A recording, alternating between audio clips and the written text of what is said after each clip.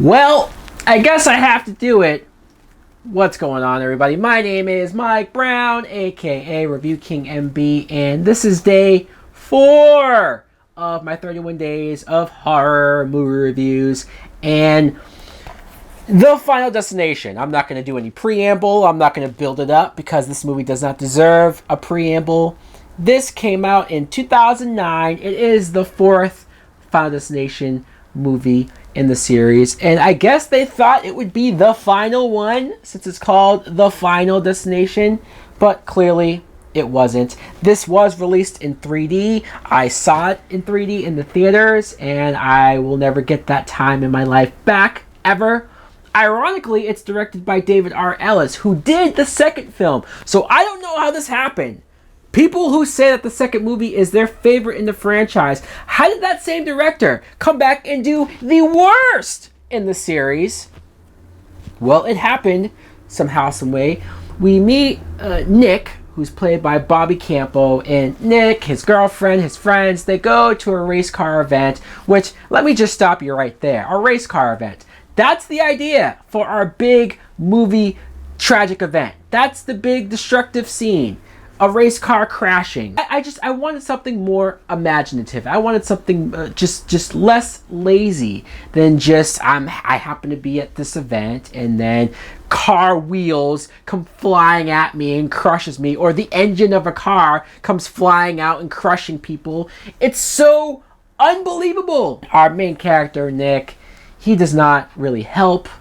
I don't know what's going on. I don't know if the director told him to play it like he has no emotion and has no soul. I don't buy him being afraid or being in terror or having any sense of dread in any of these scenes. I could find my friends who I wouldn't have the money to pay them, but still, they could give me better performances than the crap that I'm watching. His girlfriend, Lori, is played by Chantel Van Setten. And I want to mention her specifically because she sucks in this movie as well. Like, she's horrible. Absolutely horrible. There are moments where she's talking to Nick, and it's like watching paint dry. It's like there's no emotion, there's nothing behind the eyes, or nothing but no chemistry between them. I don't buy them as a couple. I don't buy her moments of being afraid.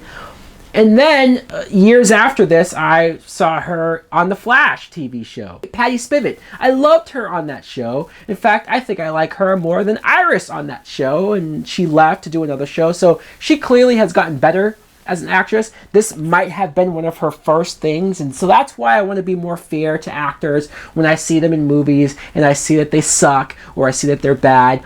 This clearly could be their very first gig, and of course they're going to do it. It's a shot at Hollywood. And then you give them years of more experience and they end up being better, or they end up being good. So I don't want to beat them up too much. I have to tell it like it is and say that they both suck in this movie. Nick Zano plays Hunt, and he's the douchebag. Hey, I'm the womanizer guy. Ha, you've seen me or my character in 100 things before. He's the most likable in the movie, and I just talked about how horrible of a person the character is, but as far as acting and charisma, he too was on a CW show now, Legends of Tomorrow, so maybe that plays into why I enjoy him. But he's good in the movie. His death it sucks. His death scene in the pool, wow. He literally gets sucked into the drain and then his intestines come flying out. I mean, come on, people. What happened to the sense of dread? What happened to that sense of urgency? What happened to that, hey, I could be in that situation, or what if I was in that situation? There's nothing about that death scene or any of these death scenes in particular that look believable or relatable. There's another character, Janet, played by Haley Webb, and she's fine as well. I mean, the two side characters are better than our two main characters, and that's a problem. But her scene in the car wash is very goofy and laughable as well. Come on! Silly.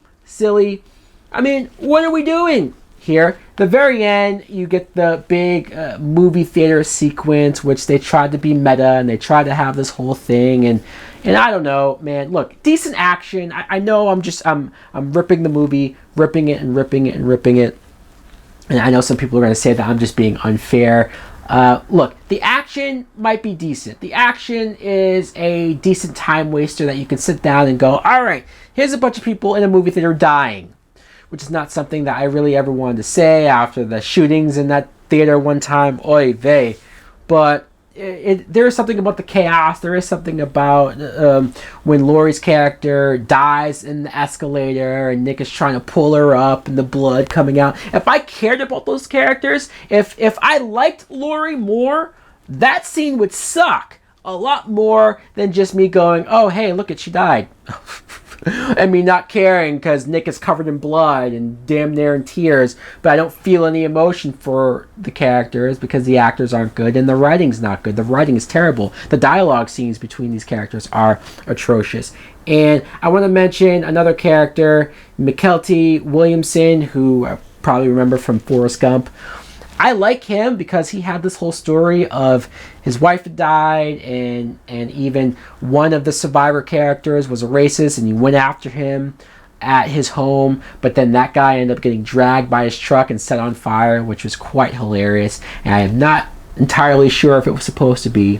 And here's a character who he tried to kill himself and they stopped him from killing himself because he just figured, why not? I'm going to die anyways.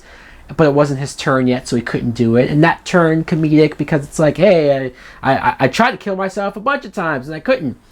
And then when he does die, it's so anticlimactic and it's a callback to the bus scene of the original.